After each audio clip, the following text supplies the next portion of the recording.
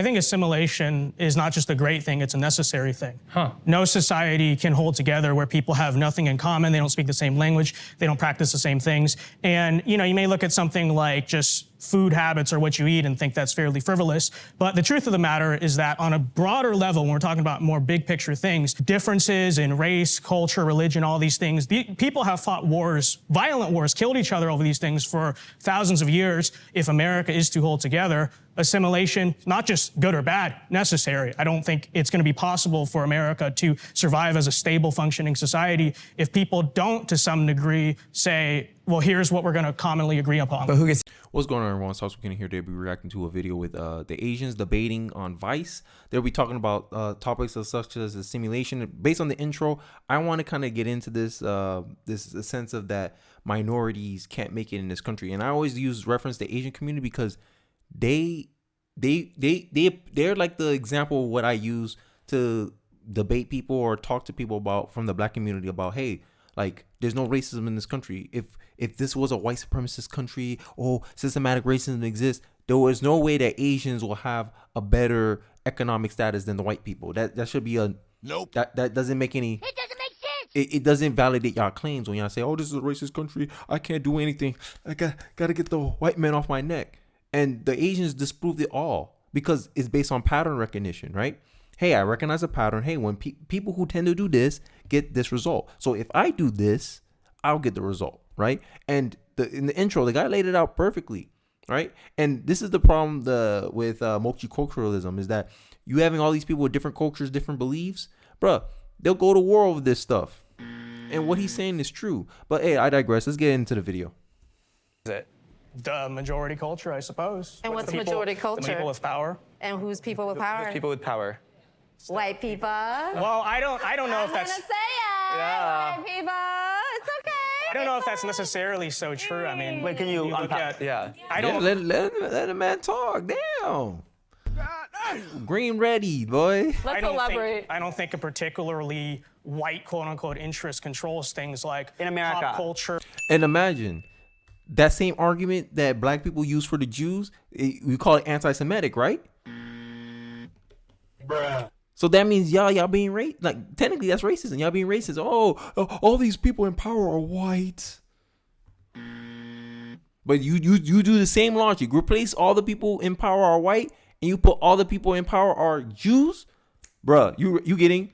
How dare you? Bruh, no inconsistency, and that's one thing I can't stand. I can't stand inconsistencies. If it's racist for one, it's racist for all. That's the kind of guy I roll, bro. I can't say here, oh, racism is only for those who has power. So then if white men go to Africa, that's when racism will apply? Whoever's the majority? When my parents immigrated here from Haiti, they had to learn English. They knew English already, but they had to assimilate to the culture, right? And when you assimilate to the culture, you gain the advantages of that culture, right? You understand these are the rules. These are the rules here. I can't do certain things here. If I do, I go to jail, bruh. And it's like they want the ability to, it's like this in China. I should bring China's rules to American rules. That's not how it works here. But then they try to make the assimilation this, you're erasing our culture. No, you're not. I still kept my culture.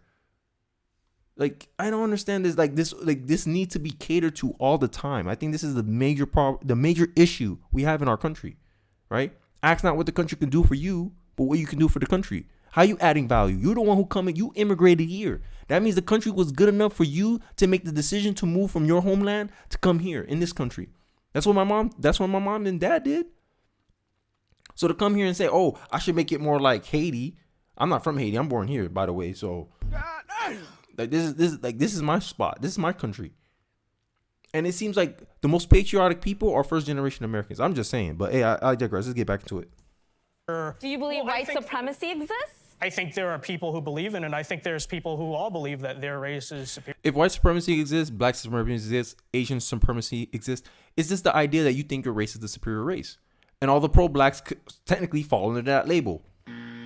But, they're going to use the excuse, I don't got power. I'm harmless. That's why they say the weak, that just because you're weak doesn't necessarily make you a good person. Right? I don't know. People like to bandwagon on things and be like, look how moral I am. I'm poor. There's no way I could be bad. Like, come on. Like, I'm I'm rambling, man. Let's get back. So you don't believe in white supremacy? Do you believe America is a white supremacist state? No, No, not at all. And not that's what I'm talking about. No, hit. That's what I'm talking about. It's not, cause bro. I just finished saying it. Asians make more money than any other people on average in America. They do well in almost every regard except sports. Right? And I make the argument is that the reason why black people do better in sports is because they just put their kids more time. The kids spend more time doing sports than they do homework. Asians spend more homework than they do sports. And you see it played out. It's nothing based on race. It's just pattern recognition. I recognize that black people have a certain decision pattern. Hey, they like to push their kids in sports. They like to put their kid in this. They like to put their kid in that. And the earlier you get, the more reps, 10,000 hours, the more time you have. Bruh, skill-wise, of course, you're going to be head and shoulders above everyone else. And putting in the athletic ability that comes with your genetics. Come on, guys. But y'all want to make it a racial thing. Y'all make behaviors, y'all tied behaviors with race. And this is my problem with identity politics. If you say I'm pro-family, I'm patriotic, they'll say, oh, those are white things. Those are white traits. That's that CRT garbage I was talking about. This is why I don't want CRT involved in my kids at all. Because this is how you mentally handicap people. To the part they can't perceive. You say, oh, I'm pro-family. I believe in having gun rights. I believe in the Second Amendment. I believe in the Constitution. Nothing to do with race. But they say, oh, a majority of white people agree with your stance. That means you're propagating white supremacy. Come on. Ideas are ideas, and they can be applied to anybody, right? You think, this is what I'm saying, the people who claim to be anti-racist are the most racist. Because all I'm saying is, hey, if a white person could do it, I can do it. You said no. If white people do it, that means you can't do it because you're black.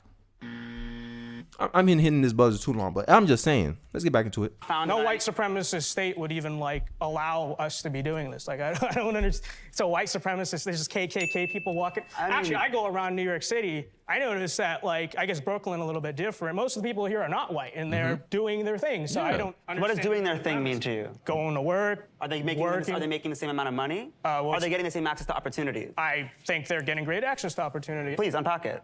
Are they equivalent? Are communities and communities that are leading culture, to your point, because you pointed to popular culture as something where, in your view, white people don't have the power, when the reality is it is the white executives who are profiting off of and exploiting predominantly black and brown bodies for their financial gain to then parade to us and tell us that we're thriving, when the reality is it is women of color, and it is black folks, and it is Asian American folks, and it is Hispanic folks, and it is people from marginalized communities. See, this is my problem with these people. They don't recognize the trade-off that they make, right?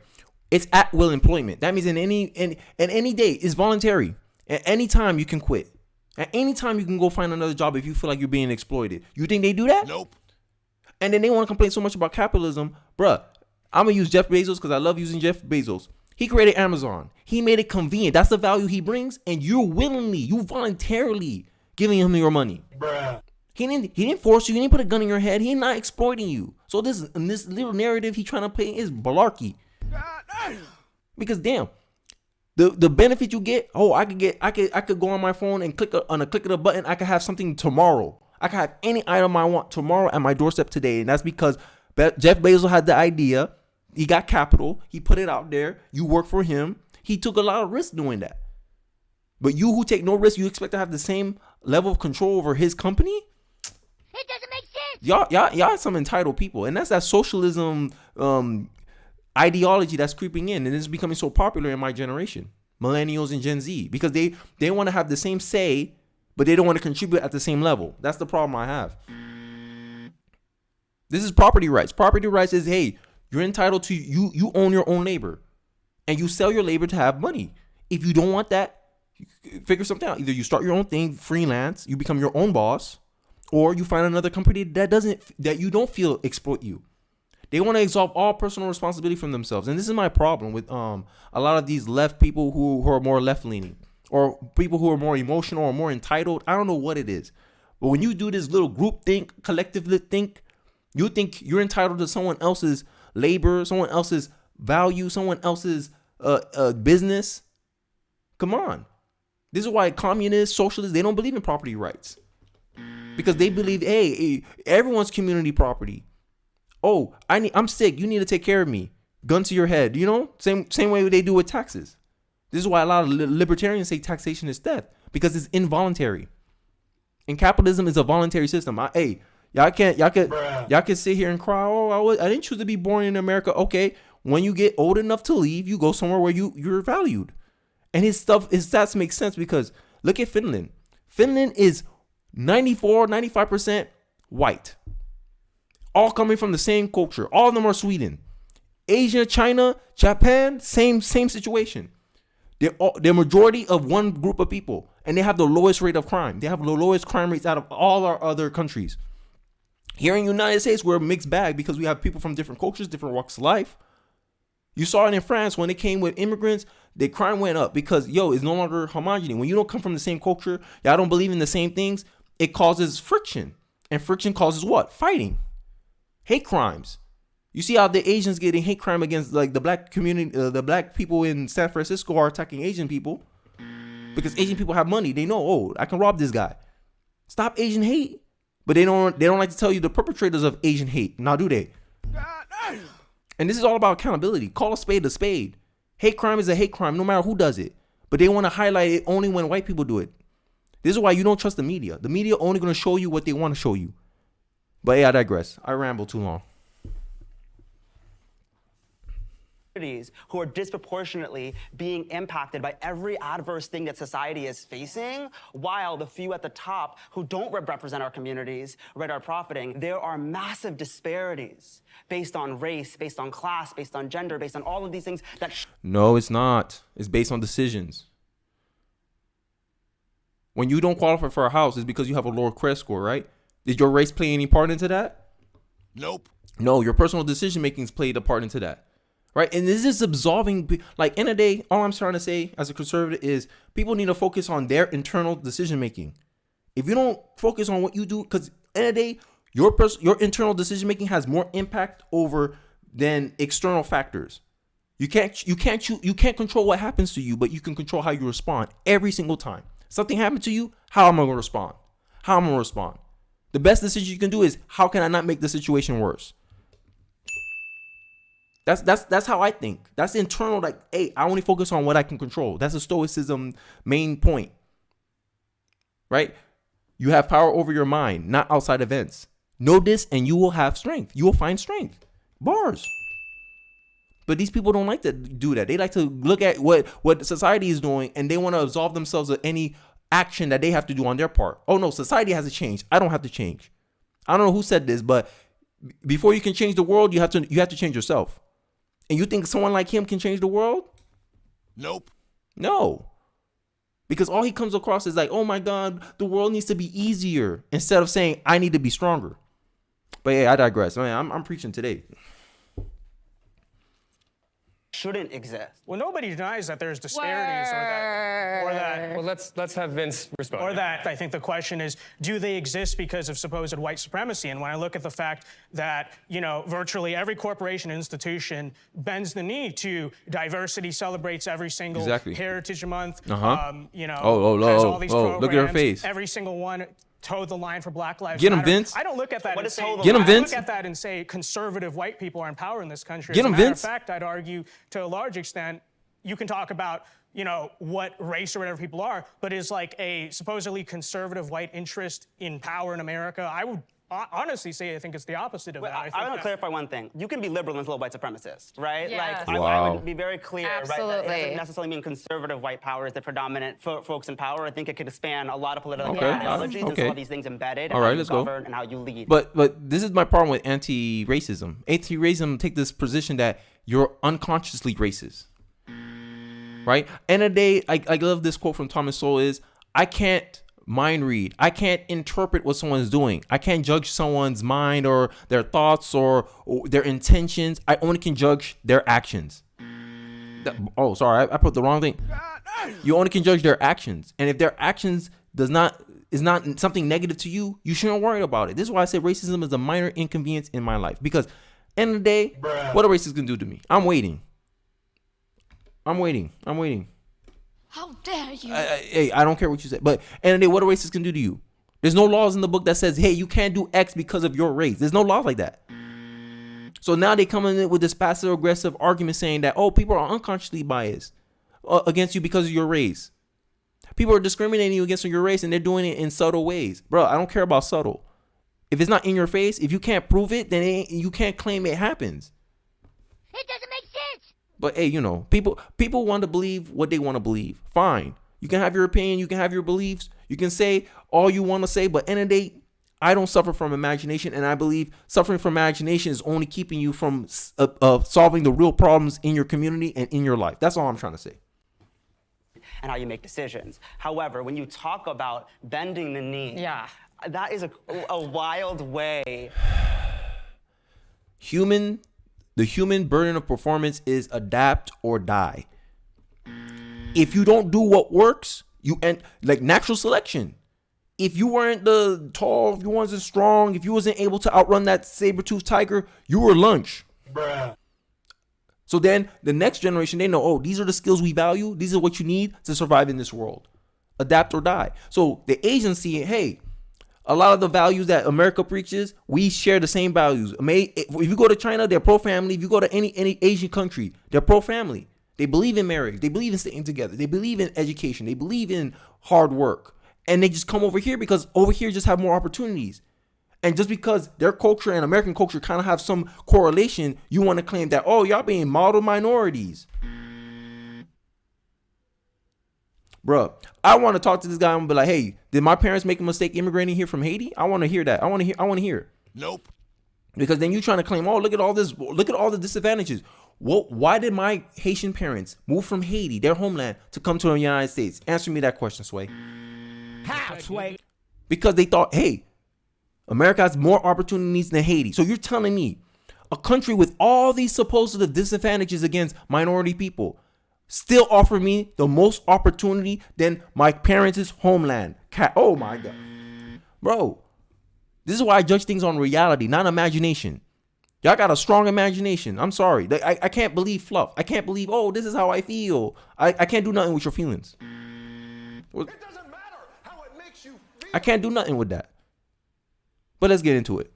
I think to look at society finally trying in some ways to right the wrongs of its It's not so ills. wild. I mean, even like your supposedly white politicians, you look at what they did in 2020, they quite literally bent their knee. Nancy Pelosi, Chuck Schumer, the entire Democrat basically caucus in Congress literally bent the knee to George Floyd and to Black Lives Matter. Like, they quite literally did that. And that was a bad thing? I think it was a stupid thing. Why? I think it was just ridiculous pandering. Yeah, it was. A terrorist movement ran by. He's not saying that. Black lives do not matter? I do think that Black Lives Matter. I don't support the movement known as Black Lives Matter. You ever say all lives? I don't believe in Black Lives Matter either, bro. The organization, of course, No, the organization. I'm talking about the organization because I call the hypocrisy all the time. Innocent girl can get shot by a bunch of gangbangers. No marching. Cop do something to some black man that was resisting arrest, everyone out in the streets. I'm just saying. Like, I don't support the cause. It seems like y'all support, judge them by their actions. All black. Okay, Black Lives Matter, Black Lives Matter. One black life died, no protest. One black lives get beat up by the police and dies, that's when y'all come out in the streets. Because it serves a political motive. So what that proves to me. Black Lives Matter is a political movement. Duh. Matter? Of course. As a Christian, Y'all can't say I'm lying. I absolutely believe All lives matter. Absolutely. All lives Put matter. this back into some more concrete terms. So I guess to try to understand the conflict here that you guys are having, what role do you think Asian Americans have as far as the larger injustices and racism that this country has exhibited and has pushed it forward in the 200 years prior to even our arrival? But I guess the easiest way to make it something to talk about is the concept of the model minority myth. When you hear that word, what does it mean to you? So the model minority myth, after World War II, they used us to separate other people of color. They used our race to say that we were the best race, that we were the model minority because we were the smartest, we got the best jobs, we did these things, and we were able. But isn't it not in your benefit to be the smartest, to not try to get the best job you can? You get, like, it's almost like the left wing is like this idea, identity politics is, hey, don't do anything that's beneficial for you as an individual. Do what's beneficial for the collective. And if what benefits you as an individual makes all the other minorities look bad, then that is bad.